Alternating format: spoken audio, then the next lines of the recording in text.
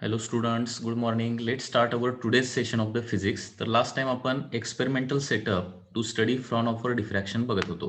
तर या एक्सपेरिमेंटल सेटअपमध्ये काय केलेलं आहे, दोन कॉन्व्हेक्स लेन्सेस वापरलेले आहेत. पहिली कॉन्व्हेक्स लेन्स जी आहे ती सोर्स आणि ऑब्स्टॅकल यांच्यामध्ये आहे आणि दुसरी कॉन्व्हेक्स लेन्स ऑब्स्टॅकल आणि स्क्रीन म्हणजे ऑब्स्टॅकल आणि ऑब्झर्व्हर यांच्यामध्ये आहे. बरोबर? कारण फ्रॉन-ऑफ डिफ्रॅक्शन प्रोड्यूस करण्यासाठी सोर्स आणि ऑब्स्टॅकल यांच्यामधलं डिस्टन्स व्हेरी लार्ज असावं लागतं अँड सिमिलरली ऑब्स्टॅकल आणि ऑब्झर्व्हर यांच्यामधलं डिस्टन्स देखील लार्ज असावं लागतं.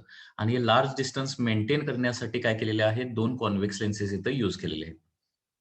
ओके. किंवा फ्रॉन-ऑफ डिफ्रॅक्शनमध्ये आपण प्लेन वेव्हफ्रंट वापरतो आणि सोर्स जवळ ठेवला तर त्याच्यापासून प्लेन वेव्हफ्रंट प्रोड्यूस होत नाही. स्पेरिकल वेव्हफ्रंट प्रोड्यूस होतो आणि म्हणून काय करावं लागतं आपल्याला इथं कॉन्व्हेक्स लेन्सेस वापरावे लागतात. ओके. आता फ्रॉन-ऑफ डिफ्रॅक्शनमध्ये फॉर्मेशन ऑफ डार्क बँड म्हणजे मिनिमा कसं होतं आणि मॅक्सिमम कसं होतं ते आपण बघूया. ओके. तर डिफ्रॅक्शन पॅटर्नमध्ये देखील काय मिळणार आहे तुम्हाला इथं डार्क बँड आणि ब्राईट बँड मिळणार आहेत. ओके. आता या एक्सपेरिमेंटल सेटअपनुसार डिफ्रॅक्शन पॅटर्न अगोदर कसा मिळतोय तो बघूया. Diffraction pattern.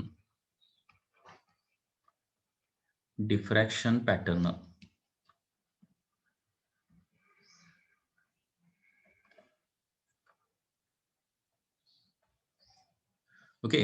आता इथं समजा सोर्स ऑफ लाईट आपण काय वापरणार आहे? Line source of light. Line source of light. Okay. Source of light आपल्याला लाईन सोर्स वापरायचा आहे. There are different types of sources of light. Point source of light देखील असतो किंवा लाईन सोर्स ऑफ लाईट असतो. पॉइंट सोर्स ऑफ लाईट म्हणजे काय? एकाच पॉइंटमधून सगळ्या डायरेक्शनला लाईट इमिट होते. त्याला काय म्हणतो आपण? Point source of light. आणि लाईन सोर्स ऑफ लाईट म्हणजे काय? एका पर्टिक्युलर लाईनवरून किंवा लाईनच्या प्रत्येक पॉइंटवरून काय मिळते आपल्याला? ऑल पॉसिबल डायरेक्शनल लाईट मिळते. त्याला काय म्हणतो आपण? लाईन सोर्स ऑफ लाईट असं म्हणतो. ओके. फॉर एक्झाम्पल बल्ब किंवा एलईडी हे काय आहे? पॉइंट सोर्स ऑफ लाईट आहे. आणि ट्यूबलाईट हे कशाचं एक्झाम्पल आहे? Line source of light. तर इथं समजा सोर्स ऑफ लाईट काय असेल? लाईन सोर्स असेल आणि ऑब्स्टॅकल समजा काय असेल? इथं ऑब्स्टॅकल काय असेल? स्लीट असेल. Slit.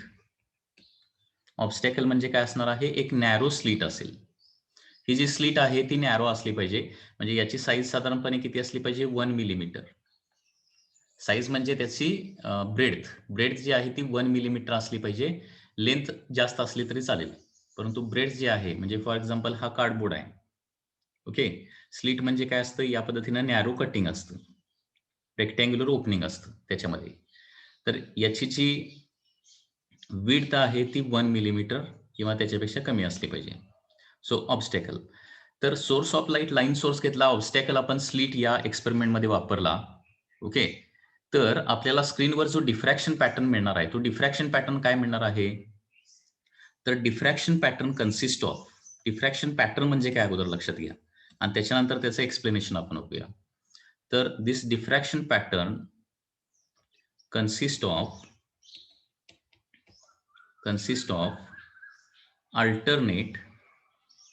alternate bright and dark bands. म्हणजे इंटरफेरन्स मध्ये जसे ब्राईट आणि डार्क बँड्स असतात. ब्राईट बँड म्हणजे लाईट असणारा रिजन किंवा लाईटचा एक पट्टा आणि डार्क बँड म्हणजे लाईट नसणारा रिजन. लक्षात येते? So alternate bright and dark band. So diffraction pattern consist of alternate bright and dark bands which are also called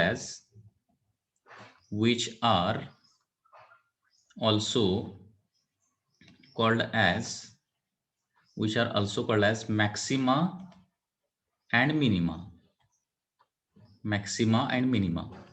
म्हणजे डिफ्रॅक्शन पॅटर्न मध्ये ब्राईट बँड डार्क बँड हे वर्ड वापरण्याऐवजी mostly आपण bright band साठी काय वापरणार? आपण मॅक्सिमा वापरणार आणि डार्क बँड साठी काय वापरणार आहे? आपण मिनिमा वापरणार आहे.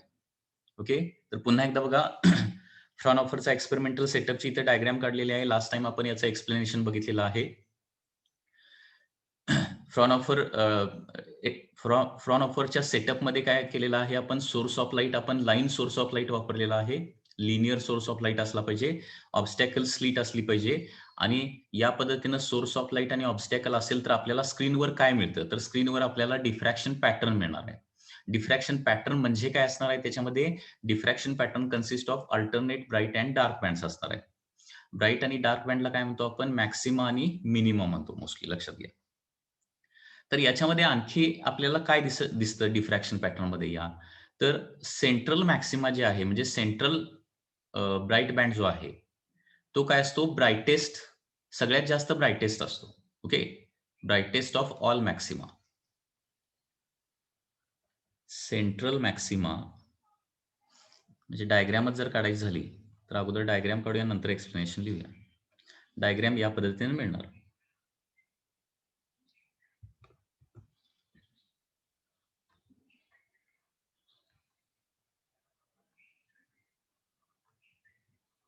स्क्रीनवर असं काहीतरी तुम्हाला दिसेल.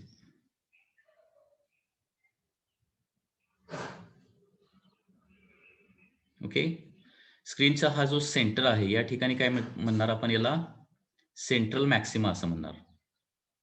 त्याच्या बाजूला काय असणार आहे, फर्स्ट मिनिमा असणार आहे. त्याच्या बाजूला काय असणार आहे, फर्स्ट मॅक्सिमा असणार आहे. ओके, लक्षात येते का बघा, ही जी आहे याला काय म्हणणार मी, सेंट्रल मॅक्सिमा असं म्हणणार. Central maxima.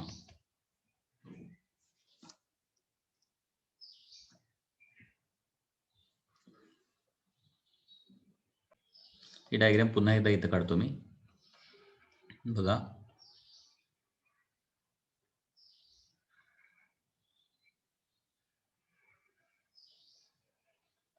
स्क्रीनवर असं तुम्हाला दिसणार आहे.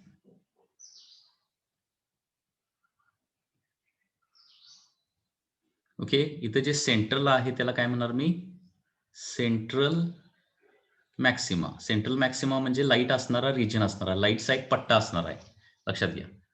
त्याच्यानंतर काय असणार आहे, दीज टू आर काय असणार आहे, फर्स्ट मिनिमा असणार आहेत. These two are first minima. Minima म्हणजे काय, डार्क बँड्स, म्हणजे इथं लाईट तुम्हाला मिळणार नाही. ठीक आहे. त्याच्यानंतर फर्स्ट मिनिमा नंतर इकडे काय असणार आहे, फर्स्ट मिनिमाच्या पुढच्या साईडला फर्स्ट मॅक्सिमा असणार आहे.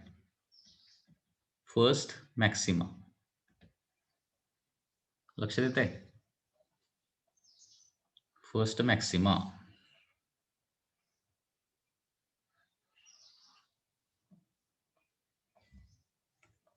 ओके, त्याच्यानंतर परत काय असणार आहे, डार्क बँड म्हणजे minima.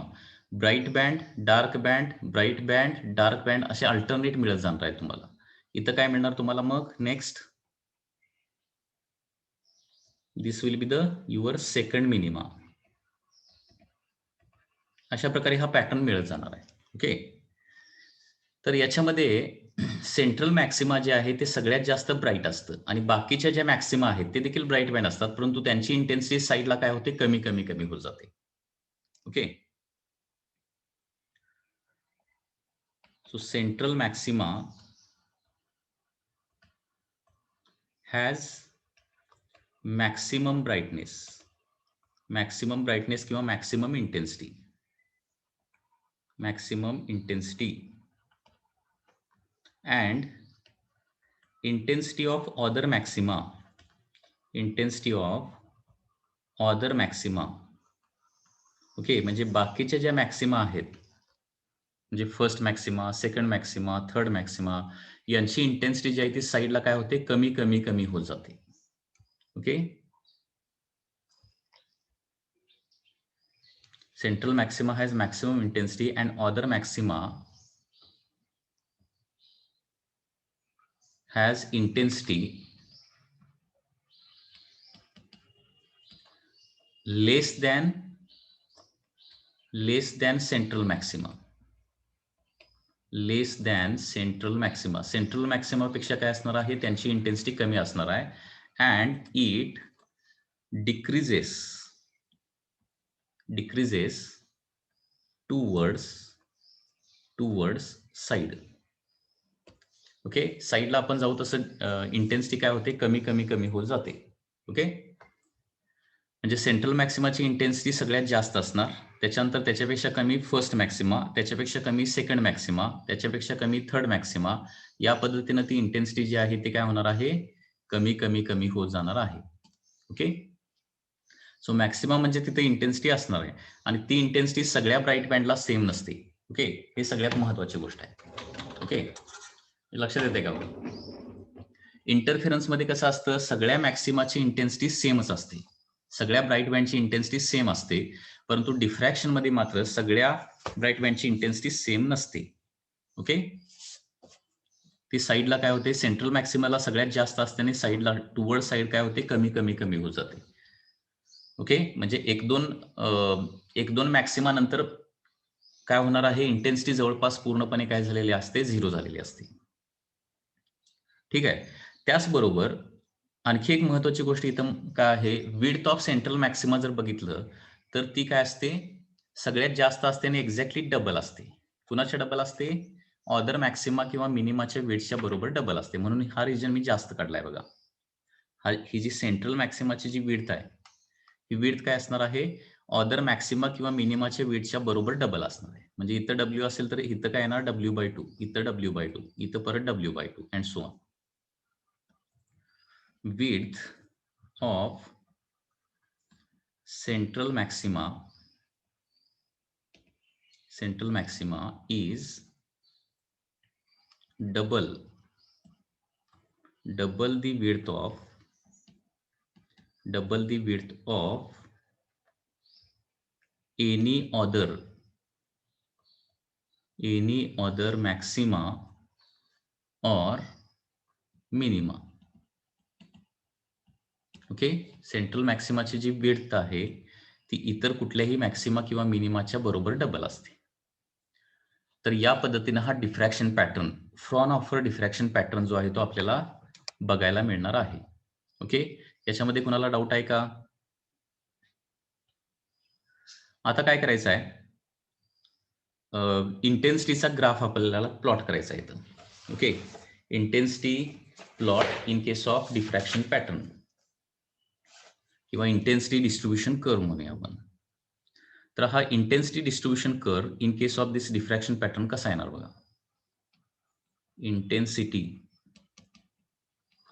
Distribution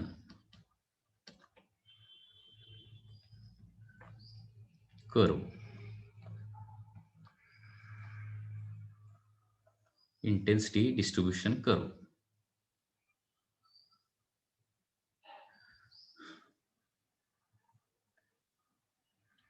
suppose this is the central maxima, त्याच्या बाजूला काय असणार आहे, फर्स्ट मिनिमा असणार.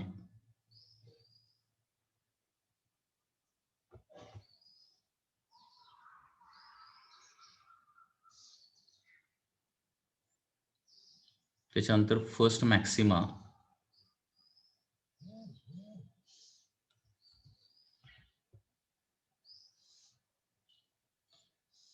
त्याच्यानंतर second minima and so on. So this is the dark band, that is first minima. This is also first minima. Okay, त्याच्यानंतर this is first maxima, this is first maxima, this is second minima.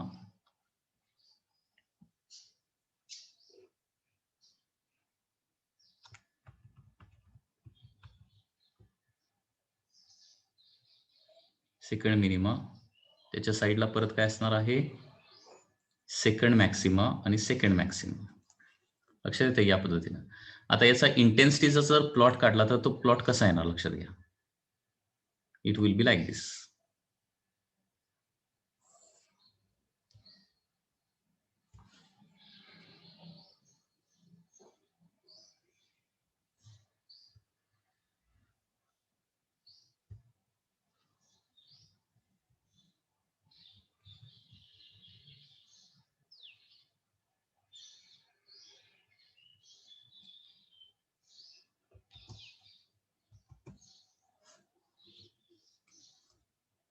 म्हणजे इथं तुमची काय आहे, central maxima या ठिकाणी. Central मॅक्सिमाच्या ठिकाणी intensity काय असली पाहिजे, म्हणजे on x axis there is a distance from central maxima, and on the y-axis there is a intensity. On y-axis there is a intensity. तर इंटेन्सिटी सगळ्यात जास्त कुठं असते? सेंट्रल मॅक्सिमाला इंटेन्सिटी सगळ्यात जास्त असते. मिनिमाला इंटेन्सिटी काय असणार आहे? सगळ्यात कमी असणार आहे. म्हणजे हा जो येणार आहे तो फर्स्ट मिनिमा येणार ना, फर्स्ट मिनिमा. इथं देखील काय येणार आहे? ही फर्स्ट मिनिमा येणार आहे. म्हणजे हा जो ग्राफ आहे तो या पद्धतीनं मिनिमाच्या ठिकाणी 0 व्हायला पाहिजे. इंटेन्सिटी 0 होण्यापेक्षा कमी असते, 0च्या जवळपास. कम्प्लिटली डार्क बँड मात्र नसतात डिफ्रॅक्शन पॅटर्न मध्ये. सेंट्रल मॅक्सिमाला इंटेन्सिटी सगळ्यात जास्त, मिनिमाला जाईल तसं इंटेन्सिटी काय होणार आहे? कमी कमी कमी होत जाणार. परत इथं परत ब्राईट बँड आहे, मॅक्सिमा आहे, म्हणजे परत इंटेन्सिटी वाढायला पाहिजे. परत इंटेन्सिटी वाढणार. ओके, इथं देखील फर्स्ट मॅक्सिमा आहे, डार्क बँड नंतर ब्राईट बँड, मॅक्सिमा आहे. सो मॅक्सिमाला परत काय होणार आहे? इंटेन्सिटी वाढणार आहे. ओके, त्याच्यानंतर परत इथं काय आहे? डार्क बँड आला, मिनिमा आली. मिनिमाला परत इंटेन्सिटी काय होणार आहे? कमी कमी कमी होत जाणार.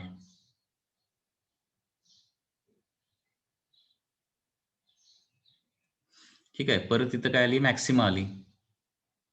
परत इंटेन्सिटी येणार आहे, परंतु इंटेन्सिटी काय होते? साईडला कमी कमी कमी होत जाते. म्हणजे परत काय होणार आहे? हे या पद्धतीनं कमी होत जाणार. So this is the intensity distribution graph in case of diffraction pattern. Intensity distribution graph. म्हणजे सेंट्रल मॅक्सिमाला सगळ्यात जास्त इंटेन्सिटी असते आणि साईडला इंटेन्सिटी काय होते? कमी कमी कमी होत जाते. म्हणजे फर्स्ट सेंट्रल मॅक्सिमापेक्षा कमी फर्स्ट मॅक्सिमाला, त्याच्यापेक्षा कमी सेकंड मॅक्सिमाला, त्याच्यापेक्षा कमी थर्ड मॅक्सिमाला, आणि जवळपास एक 3-4 मॅक्सिमम नंतर इंटेन्सिटी पूर्णपणे 0च होते. म्हणजे डिफ्रॅक्शन पॅटर्न तिथून पुढे दिसत नाही आपल्याला. So this is intensity distribution curve for the diffraction pattern. इंटेन्सिटीचा डिस्ट्रीब्युशन कर्व जो आहे तो या पद्धतीने असणार आहे. ओके, याच्यामध्ये विड्थ ऑफ सेंट्रल मॅक्सिमा देखील काय असणार आहे? सगळ्यात जास्त असणार आहे. आणि बाकीचे जे विड्थ आहेत त्याच्या एक्झॅक्टली काय असणार आहेत? हाफ असणार आहे. इंटरफेरन्स पॅटर्न मध्ये इंटेन्सिटी डिस्ट्रीब्युशन कर्व जर बघितला तर काय येणार आहे? सगळीकडे सेम पीक येणार आहे. म्हणजे असं येणार, लक्षात घ्या, या पद्धतीनं सगळे bright band dark band same विड्थचे असतात आणि सगळ्या ब्राईट बँडची इंटेन्सिटी काय असते? सेमच असते. हे असं येणार आहे इंटरफेरन्स पॅटर्नला. हा बेसिक डिफरन्स आहे. सो इंटरफेरन्स पॅटर्न मध्ये सगळ्या ब्राईट बँडची इंटेन्सिटी काय असते? तेवढीच असते. परंतु डिफ्रॅक्शन पॅटर्न मध्ये सगळ्या ब्राईट बँडची इंटेन्सिटी सेम नसते, लक्षात घ्या. सेंट्रल मॅक्सिमाची सगळ्यात जास्त असते आणि साईडला काय होते? टुवर्ड साईड ती कमी कमी कमी होत जाते. So this is the intensity distribution curve. म्हणजे या पद्धतीने हा डिफ्रॅक्शन पॅटर्न आपल्याला मिळणार आहे. So you can see this images. तर याच्यामध्ये हा एक डिफ्रॅक्शन पॅटर्न आहे बघा. फ्रॉनऑफर डिफ्रॅक्शन मध्ये हा तयार झालेला एक डिफ्रॅक्शन पॅटर्न. सो हा डिफ्रॅक्शन पॅटर्न जो आहे तो रेड लाईट्स आहे. म्हणजे आपण इथं सोर्स ऑफ लाईट काय वापरलेला असणार आहे? रेड लाईट वापरलेला असणार आहे. आणि त्याच्यामुळे या पद्धतीनं हा डिफ्रॅक्शन पॅटर्न तयार झालेला आहे. आता बघा, सेंट्रल ब्राईट बँड जो आहे तो सगळ्यात जास्त ब्राईट आहे बघा. त्याच्यानंतर पुढचा जो येणारा जो आहे, ओके, म्हणजे हे ऍक्च्युअली एक्सपेरिमेंटली या पद्धतीने दिसणार आहे. ही झाली तुमची सेंट्रल मॅक्सिमा. ओके, इथं तुमची असणार आहे ही सेंट्रल मॅक्सिमा असणार. सेंट्रल मॅक्सिमा ज्याचा ब्राईटनेस काय आहे? सगळ्यात जास्त आहे. त्याच्यानंतर इथं काय झाली? तुमची फर्स्ट मिनिमा झाली. जसं लेफ्ट हँड साईडला असणार तसं राईट हँड साईडला असणार आहे.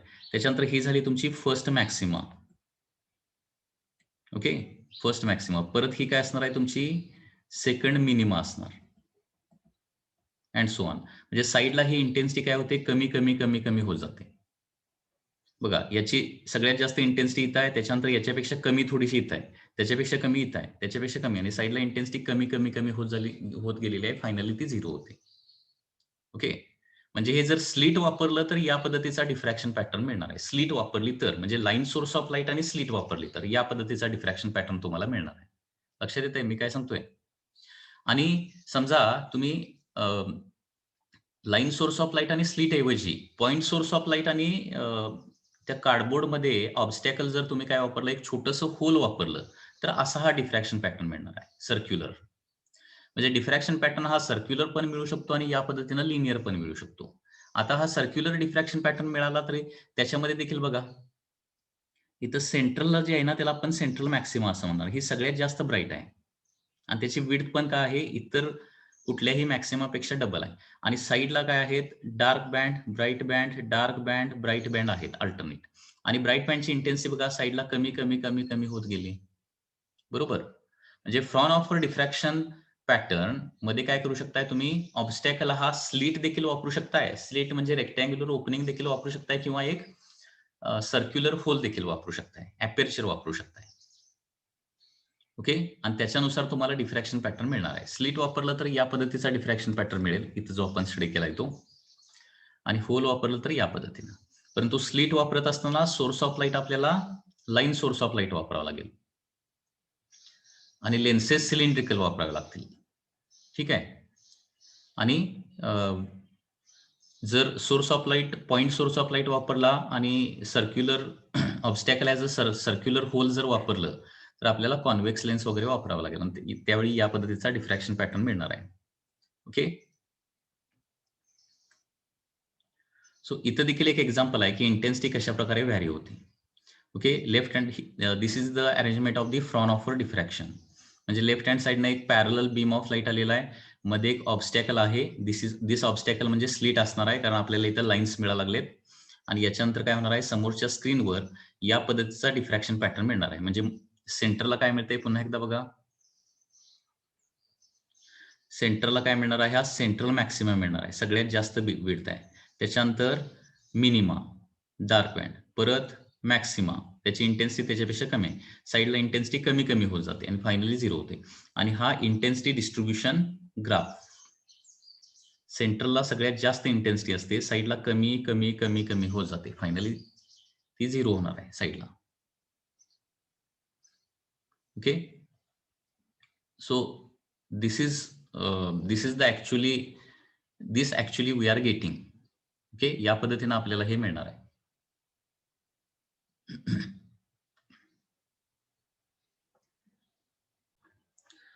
हा, तर आता आपण स्टडी करूया की डिफ्रॅक्शन पॅटर्न मध्ये या मिनिमा ऍक्च्युली कशा फॉर्म होतात. ओके. फॉर्मेशन ऑफ मिनिमा कसं होतंय. ओके.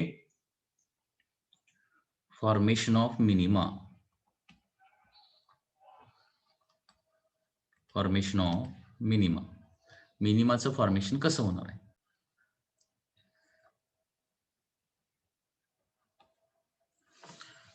ओके. तर बघा, so this is your slit. Width of slit is equal to किती आहे, सपोज ए आहे. A is the width of slit. समोर स्क्रीन आहे. ठीक आहे. म्हणजे फ्रॉन ऑफर डिफ्रॅक्शनच आपण स्टडी करायला लागलोय. आता ऑब्स्टॅकल मधून पास होताना किंवा ऑब्स्टॅकलच्या एजेस पासून पास होताना लाईट काय होते, बेंड होते. Now consider this is the original direction of the light. He original direction असणार आहे. Now the consider the light traveling at an angle theta. Here there is a lens and suppose here minima is formed. इथं suppose काय होते, first minima form होते. First minima. ठीक आहे. कारण minima जे आहेत, स्क्रीनचा जो सेंटर आहे तिथं काय असणार आहे, तुमची सेंट्रल मॅक्सिमा असणार आहे. तिथं काय असणार आहे, सेंट्रल मॅक्सिमा. आणि त्याच्या थोडंसं वर कुठंतरी किंवा त्याच्या थोडंसं खाली कुठेतरी काय होणार आहे, तुमची फर्स्ट मिनिमा म्हणजे फर्स्ट डार्क बँड. म्हणजे ब्राईट बँड नंतर डार्क बँडच असणार ना लागून त्याला. म्हणजे फर्स्ट मिनिमा फॉर्म होणार आहे. तर मिनिमा फॉर्म होण्यासाठी रेज जे आहेत ते ऑब्स्टॅकल पासून बेंड होऊन थोडेसे वर जात असले पाहिजेत. Okay. So consider the rays which are travelling at an angle theta to the original direction. Okay. आता फर्स्ट मिनिमा कधी फॉर्म होते, तर ज्यावेळी suppose this is slit A B and this point is N. ज्यावेळी bn become equal to lambda. bn हे जे distance आहे ते किती व्हायला पाहिजे? एक्झॅक्टली लॅमडा व्हायला पाहिजे. ओके, लक्षात घ्या. फर्स्ट मिनिमा किंवा इथं सुरुवातीला लिहूया, consider the rays, consider the rays bent by slit and travels at angle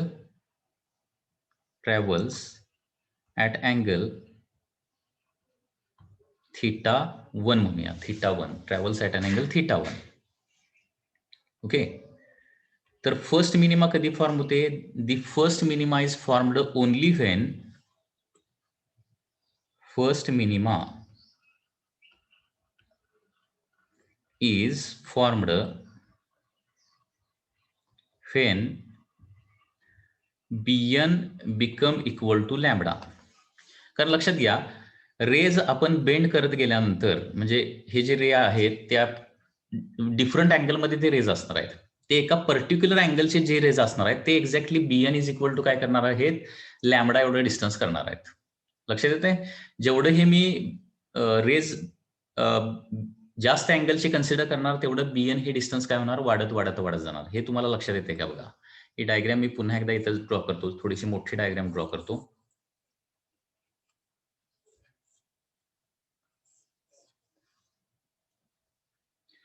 So here there is your slit. Okay, left hand side करून काय असणार आहे? तुमचा पॅरलल बीम ऑफ लाईट असणार आहे. while passing around obstacle the rays are going to bend and here there is suppose your screen. Okay, आता काही raise straight जात असणार आहेत आणि काही रेज बेंड होऊन डिफरंट अँगलला जात असणार आहेत. ओके, आता आपण काय करूया? थीटा 1 अँगलला जाणारे रेज कन्सिडर करूया ऍट एन अँगल थीटा 1. ठीक आहे,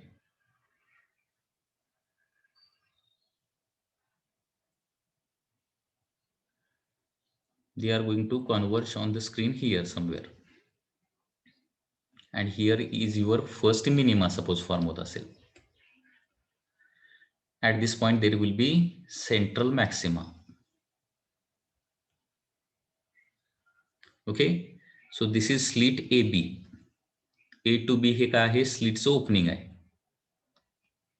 त्याची विड्थ ऑफ द स्लिट किती आहे? सपोज स्मॉल ए आहे, स्मॉल ए. ओके, आणि ज्यावेळी ए पॉइंट पासून बी पॉइंटच्या रेजवर मी परपेंडिक्युलर ड्रॉ केली आणि ही परपेंडिक्युलर जी आहे ती काय असेल? एन असेल. तर ज्यावेळी बीएन इज इक्वल टू काय होतंय? एक्झॅक्टली इक्वल टू लॅमडा होते. ज्यावेळी BN is equal to lambda होणार त्याच वेळी फर्स्ट मिनिमा इथं फॉर्म होऊ शकते. आता BN is equal to lambda झाल्यानंतर फर्स्ट मिनिमा का फॉर्म होणार? तर त्याचं एक्सप्लेनेशन असं आहे. Suppose now slit is divided into 2 equal parts AC and BC. ठीक आहे, तर डायग्राम ही जी आहे ती अशी होणार आहे. तर याच्यामध्ये AC मधली प्रत्येक वेव्ह BC मधल्या प्रत्येक वेव्ह बरोबर लॅमडा बाय 2 चा पाथ डिफरन्स तयार करणार. बरोबर आहे ना? कारण BN जर लॅमडा असेल ना तर हे C for example N dash, C N dash किती होणार? लॅमडा बाय 2 होणार. हे लक्षात येते? BN जर लॅमडा असेल तर काय होणार? C N dash lambda by 2 होणार आहे. ही जी लेन्स आहे ती ऍक्च्युली मी थोडी तिरकी दाखवली आहे, परंतु ऍक्च्युली ती पॅरलल टू स्लिटच असणार आहे. लक्षात घ्या, फक्त आपल्या अंडरस्टँडिंगसाठी काय केलेलं आहे? थोडीशी ती तिरकी दाखवलेली आहे. तर ऍक्च्युली विड्थ ऑफ स्लिट देखील खूप कमी असतं आणि ते बेंडिंग देखील, हा जो अँगल इथं दाखवलेला आहे थीटा अँगल, थीटा 1 अँगल, हा अँगल देखील ऍक्च्युली खूप कमी असतो. आपल्या अंडरस्टँडिंगसाठी हे मोठं दाखवलेलं आहे. आपल्या अंडरस्टँडिंगसाठी कन्व्हिनियन्ससाठी थोडीशी लेन्स मी तिरकी दाखवलेली आहे. ऍक्च्युली स्लिट जी आहे ती ऍक्च्युली लेन्स जी आहे ती काय असणार आहे? पॅरलल टू द स्लिटच असणार आहे. हे लक्षात घ्या. ठीक आहे, हा. तर बघा, जर बीएन लॅमडा झालं तर C N dash lambda by 2 होणार. म्हणजे याचा अर्थ काय होणार? सी पासून निघणारी वेव्ह आणि बी पासून निघणारी वेव्ह यांच्यामध्ये पाथ डिफरन्स म्हणजे लक्षात आलं का? बघा, हे बघा, लेन्सच्या पुढं सगळ्या वेव्हनी ट्रॅव्हल केलेलं डिस्टन्स तेवढंच असणार आहे. लेन्सच्या पाठीमागं up to point N travel केलेलं डिस्टन्स तेवढंच असणार आहे. म्हणजे एक्स्ट्रा डिस्टन्स कुठली वेव्ह ट्रॅव्हल करणार आहे? खालची जी वेव्ह आहे ती एक्स्ट्रा डिस्टन्स ट्रॅव्हल करणार. एक्स्ट्रा किती डिस्टन्स ट्रॅव्हल करणार बीएन. पाथ डिफरन्स मध्ये म्हणजे दोन वेव्हच्या पाथ मधला डिफरन्स. ठीक आहे. ए पासून निघणारी वेव्ह जी आहे ती कमी डिस्टन्स ट्रॅव्हल करणार, पी पासून निघणारी वेव्ह जी आहे ती जास्त डिस्टन्स ट्रॅव्हल करणार आणि दोघांच्या डिस्टन्स मधला डिफरन्स हा बीएन असणार आहे. लक्षात येत आहे. बीएन लॅम्बडा असेल तर सी एन डॅश किती येणार, लॅम्बडा बाय 2 येणार. लक्षात येते ना. आणि त्याच्यामुळं ए पासून निघणारी वेव्ह आणि सी पासून निघणारी वेव्ह लॅम्बडा बाय 2 असणार आहे. एच्या जस्ट खालची वेव्ह आणि सीच्या जस्ट खालची वेव्ह त्यांच्यामध्ये देखील पाथ डिफरन्स किती असणार, लॅम्बडा बाय 2 असणार आहे. आणि अशा प्रकारे एसी पार्ट मधल्या सगळ्या वेव्ह बीसी पार्ट मधल्या सगळ्या वेव्हज बरोबर लॅम्बडा बाय 2 चा पाथ डिफरन्स तयार करतात. आता पाथ डिफरन्स लॅम्बडा बाय 2 झाला तर काय होतं हे आपण थोडंसं स्टडी केलेलं आहे. पाथ डिफरन्स लॅम्बडा बाय 2 झाला की डिस्ट्रक्टिव्ह इंटरफरन्स तयार होतो आणि त्या सगळ्या वेव्हज एकमेकाला कॅन्सल आउट करतात आणि त्याच्यामुळं या पॉइंटला आपल्याला अजिबात इंटेन्सिटी मिळत नाही.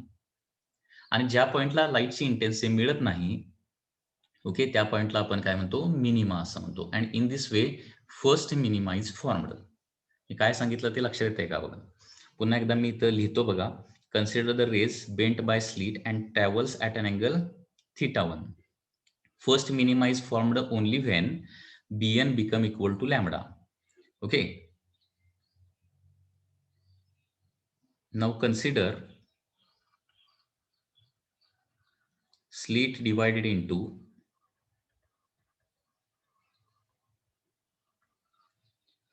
two equal parts. Two equal parts.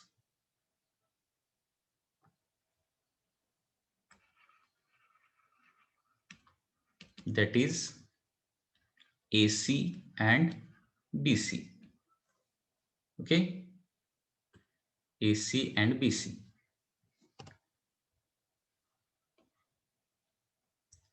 आता बघा, when Bn is equal to lambda असेल त्यावेळी सिमिलर ट्रायंगलच्या प्रिन्सिपल नुसार Cn dash, okay, Cn dash is equal to lambda by 2. Cn dash हे लॅम्बडा बाय 2 होणार, वर पूर्णपणे 0 होणार. Hence all waves in part AC makes path difference of म्हणजे पाथ डिफरन्स म्हणजे ही जी परपेंडिक्युलर AN काढली आहे ना त्याच्या पाठीमागचं डिस्टन्स. ओके, AN ही जी मी लाईन काढलेली आहे त्याच्या पाठीमागे एक्स्ट्रा डिस्टन्स जे आहे that is the path difference असणार आहे. Okay, AC makes path difference of lambda by 2. All waves in part AC makes path difference of lambda by 2 with waves in part BC. And due to its destructive interference,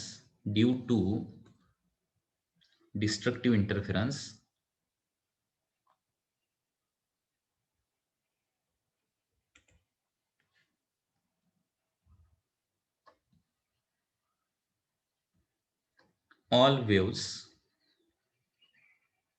cancel out each other.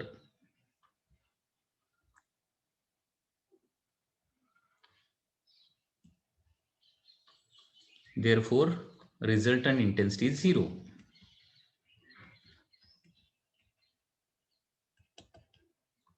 Is equal to 0. लक्षात येते. अशा प्रकारे ही first minima तुमची form होणार आहे. आता second minima कशी form होते बघा. सेकंड मिनिमा, आता अगोदर फर्स्ट मिनिमाचं थोडंसं इक्वेशन लिहूया इथं. आता हा जर ट्रायंगल मी कन्सिडर केला, हा अँगल θ1 असेल, इथला अँगल θ1 असेल, तर इथला वरचा अँगल देखील काय येणार आहे, θ1च येणार, θ1. आणि हा एक राईट अँगल ट्रायंगल आहे. In triangle ANB angle N का आहे, 90 डिग्री आहे. त्याच्यामुळं साइन ऑफ θ1 जर घेतलं मी, साइन ऑफ θ1 काय येणार बघा, opposite side that is BN divided by hypotenuse म्हणजे AB येणार. ओके, म्हणजेच काय होणार आहे, sine θ1 is equal to BN म्हणजे किती आहे, लॅम्बडा आहे. ओके, आणि AB म्हणजे काय आहे, A आहे. त्याच्यामुळं A sine theta 1 is equal to काय येणार आहे, लॅम्बडा येणार आहे. हे झालं equation of first minima. Equation of first minima येणार. म्हणजे या पद्धतीनं मिनिमाचं इक्वेशन काढलं जातं. Equation of first minima. हे इक्वेशन ऑफ फर्स्ट मिनिमा कसं आलं ते लक्षात आलं का बघा. Equation of first minima. आता इथे एक सगळ्यात महत्वाची गोष्ट नोट डाऊन करण्याची आहे. ती नोट डाऊन करण्याची गोष्ट म्हणजे काय, बोर्ड एक्झामला कधीही डिफ्रॅक्शनची कन्सेप्ट म्हणजे हे डेरिव्हेशन किंवा एक्सप्लेनेशन येत नाही. त्याच्यामुळे हा पार्ट जरी तुम्हाला डिफिकल्ट वाटला, कन्सेप्ट अंडरस्टँड करून घ्या फक्त व्यवस्थित. ओके. त्याच्यामुळं हे जे डेरिव्हेशन आता जे मी केलेलं आहे तर तुमच्या समोर जे बोर्ड जे दिसतंय जे काही ते बोर्ड एक्झामला विचारलं जात नाही आणि त्याच्यामुळे फक्त कन्सेप्ट अंडरस्टँड करून ठेवा की फर्स्ट मिनिमाला बियन लॅम्बडा लागतं आणि त्या स्लिटला आपण 2 पार्टमध्ये इक्वली डिवाइड करावं लागतं आणि बियन लॅम्बडा झालं की 2 पार्ट मधल्या वेव्हज काय होतात, डिस्ट्रक्टिव्ह इंटरफरन्स एकमेकाबरोबर करतात आणि त्याच्यामुळे त्या सगळ्या वेव्हज कॅन्सल आउट करतात एकमेकाला आणि इंटेन्सिटी फॉर्म होत नाही. एवढीच बेसिक कन्सेप्ट लक्षात ठेवा. बाकी याच्यामध्ये काही लक्षात ठेवायची गरज नाही.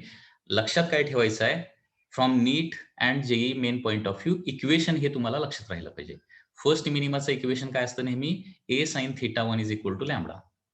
फर्स्ट मिनिमाचं इक्वेशन काय असणार आहे, A sine theta 1 is equal to lambda. याच्यावरून सगळ्या मिनिमाचं जनरल इक्वेशन येणार आहे. जनरल इक्वेशन कसं येणार बघा. त्याच्यासाठी अगोदर सेकंड मिनिमा कशी फॉर्म होते बघूया.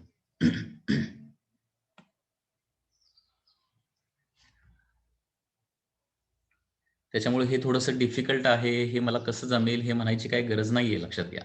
कारण बोर्ड एक्झामला हे एक्सप्लेनेशन जे मी आता दिलेलं आहे ते कधीही विचारलं जात नाही. ओके. बोर्ड एक्झामशी रिलेटेड डिफ्रॅक्शन पॅटर्न मध्ये तुम्हाला काय करायचं आहे ते मी तुम्हाला क्वेश्चन सांगतो, तेवढेच व्यवस्थित प्रिपेअर करा.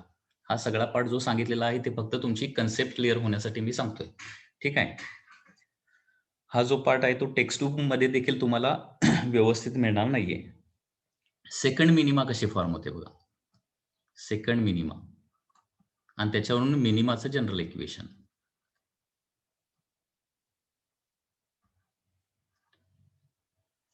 Second minima. आता बघा पुन्हा एकदा ती diagram. Here there is a slit A B. Width of slit किती असणार आहे, इक्वल टू स्मॉल ए. हे नेहमी लक्षात ठेवा. स्लीट विड्थ साठी काय करतो आपण, नेहमी स्मॉल ए हे सिम्बॉल वापरतो. ठीक आहे. आता इथं स्क्रीन आहे. आता पाठीमागची ही डायग्राम बघा.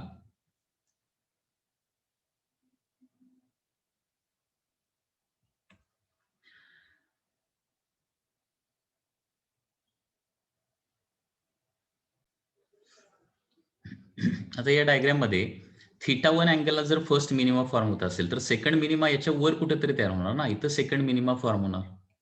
म्हणजे हा अँगल काय करावा लागेल, आणखी थोडासा वाढवावा लागणार आपल्याला. असं थोडंसं आणखी करावं लागेल. म्हणजे अँगल थिटा 1चं काय करावं लागेल, थिटा 2 करावं लागेल. तर आपल्याला सेकंड मिनिमा कुठेतरी फॉर्म होताना दिसणार आहे. ठीक आहे. आणि त्याच्यामुळे बीएन हे डिस्टन्स काय केलेलं असणार आहे, आता वाढलेलं असणार आहे. बीएन आणखी डिस्टन्स वाढलेला असणार आहे. आणि ते बीएन डिस्टन्स ज्यावेळी वाढून किती होणार आहे, इट बिकम 2 लॅम्बडा. त्यावेळी सेकंड मिनिमा फॉर्म होते. आता हे 2 लॅम्बडा फॉर्म झाल्यानंतर सगळ्या वेव्हज एकमेकाला कशा प्रकारे कॅन्सल करतात ते आपण बघूया.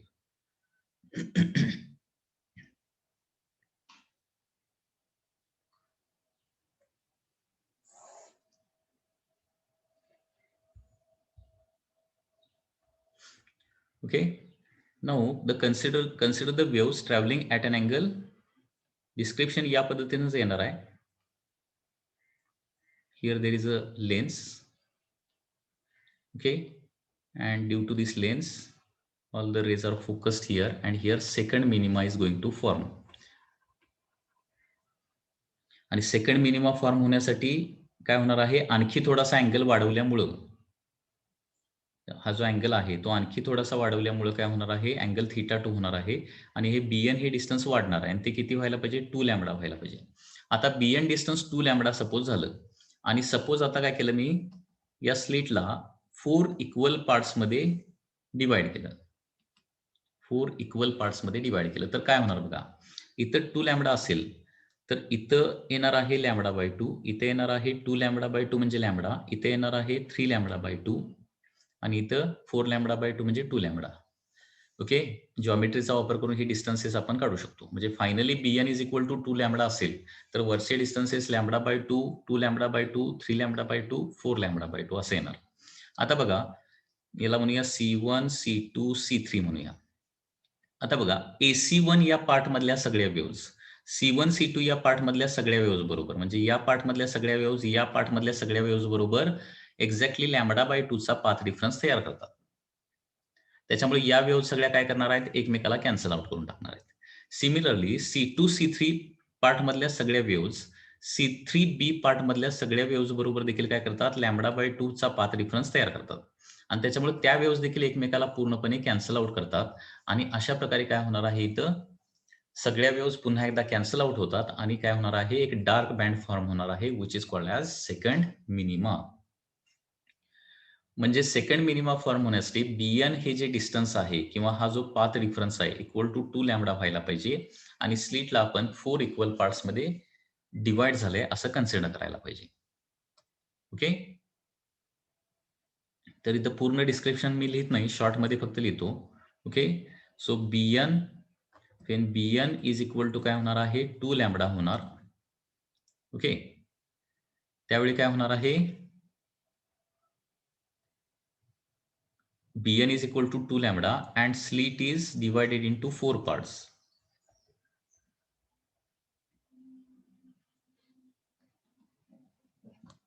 Into 4 parts.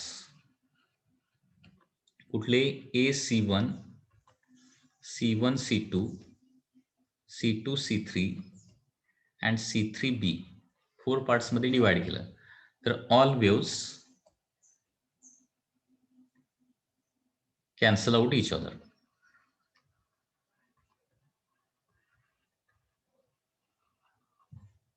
ठीक आहे, कारण AC1 या पार्ट मधल्या सगळ्या वेव्हज C1, C2 या पार्ट मधल्या सगळ्या वेव्हज बरोबर लॅम्बडा बाय 2 चा पाथ डिफरन्स तयार करतात. कारण बघा की C1 पासून निघालेली वेव्ह आणि C2 पासून निघालेली वेव्ह, C1 पासून निघालेली वेव्ह एक्स्ट्रा किती डिस्टन्स ट्रॅव्हल करणार, लॅम्बडा बाय 2. C2 पासून निघालेली वेव्ह किती एक्स्ट्रा डिस्टन्स ट्रॅव्हल करणार, लॅम्बडा. म्हणजे दोघांच्या मधला डिस्टन्सचा डिफरन्स म्हणजे पाथ डिफरन्स किती येणार आहे, लॅम्बडा मायनस लॅम्बडा बाय 2 म्हणजे लॅम्बडा बाय 2 येणार.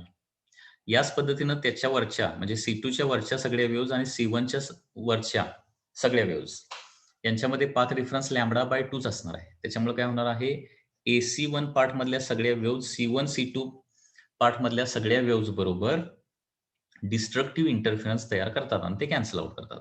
त्याच पद्धतीनं C2, C3 या पार्ट मधल्या सगळ्या वेव्हज C3B, ओके, C3B या पार्ट मधल्या सगळ्या वेव्हज बरोबर लॅम्बडा बाय 2 चा पाथ डिफरन्स तयार करतात. त्याच्यामुळे डिस्ट्रक्टिव्ह इंटरफरन्स फॉर्म करतात आणि त्या डिस्ट्रक्टिव्ह इंटरफरन्समुळे सगळ्या वेव्हज एकमेकाला कॅन्सल आउट करून टाकतात. ओके, आणि अशा प्रकारे θ2 या पर्टिक्युलर अँगलला जाणाऱ्या सगळ्या वेव्ह ज्या आहेत, म्हणजे ज्यावेळी bn is equal to 2 lambda होणार, ओके, आणि ज्यावेळी अँगल θ2 होणार आहे काहीतरी, त्या डायरेक्शनला जाणाऱ्या म्हणजे त्या अँगलमध्ये जाणाऱ्या बेंड झालेल्या सगळ्या वेव्हज एकमेकाला कॅन्सल आउट करणार आणि त्याच्यामुळं ही जी पोझिशन आहे स्क्रीनवरची त्या ठिकाणी आपल्याला ब्राईटनेस मिळणार नाही आणि अशा प्रकारे सेकंड मिनिमम होणार. आता इथं पुन्हा एकदा हा ANB हा राईट अँगल ट्रायंगल आहे.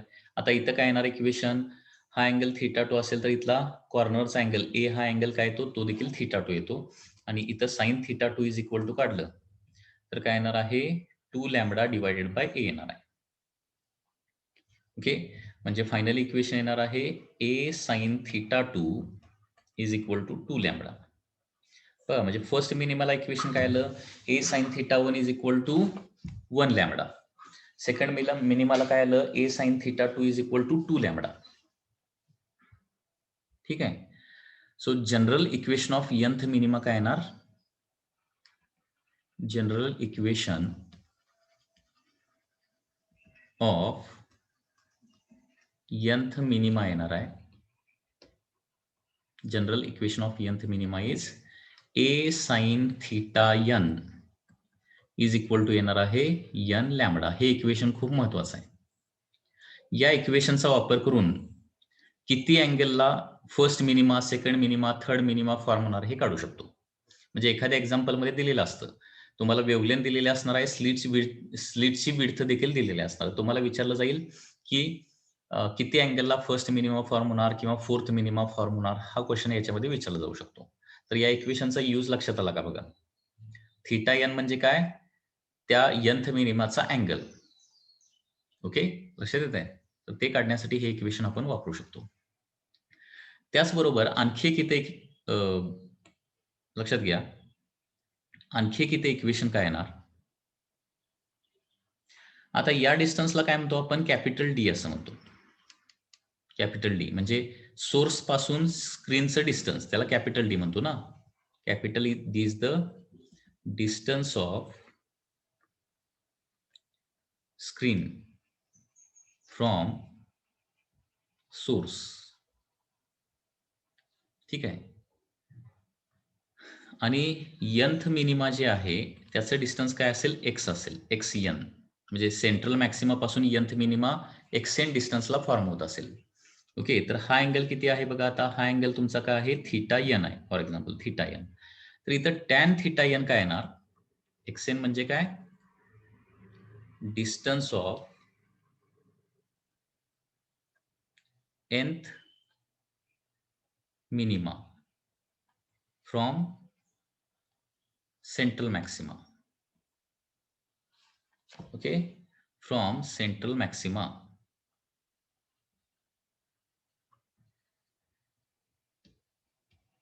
असेल तर काय होणार आहे, इथं from the diagram tan theta N is equal to काय येणार बघा.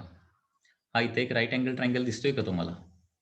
हा थीटा एन अँगल आहे, हा इथं राईट अँगल ट्रायंगल आहे मोठा. म्हणजे C2 पासून सेकंड मिनिमा पासून हा पॉईंट पर्यंत हा राईट अँगल ट्रायंगल. आणि साइन थीटा एन या मोठ्या ट्रायंगल मध्ये इज इक्वल टू काय येणार आहे, एक्सएन डिवायडेड बाय डी येणार आहे. आता जनरली थीटा स्मॉल असतो. थीटा स्मॉल असल्यामुळं काय होणार आहे, sine theta is equal to tan theta असतं. अँड देअर फोर साइन थीटाच्या ठिकाणी ही व्हॅल्यू ठेवली तर काय येणार, A X N by D is equal to N lambda येणार आहे. अँड डिस्टन्स ऑफ nth मिनिमाचा फॉर्म्युला येतो N lambda D by A. हा देखील एक फॉर्म्युला इम्पॉर्टंट आहे. म्हणजे हा जो फर्स्ट फॉर्म्युला आहे, फर्स्ट फॉर्म्युला वरचा, तो कशासाठी वापरणार आपण, nth मिनिमाचा अँगल किंवा अँग्युलर पोझिशन काढण्यासाठी आपण फर्स्ट फॉर्म्युला वापरणार. आणि nth मिनिमा सेंट्रल मॅक्सिमा पासून किती डिस्टन्सवर आहे हे फाइंड आउट करण्यासाठी हा फॉर्म्युला तुम्हाला लक्षात ठेवावा लागेल. तर मिनिमाशी रिलेटेड हे दोन फॉर्म्युले खूप इम्पॉर्टंट आहेत.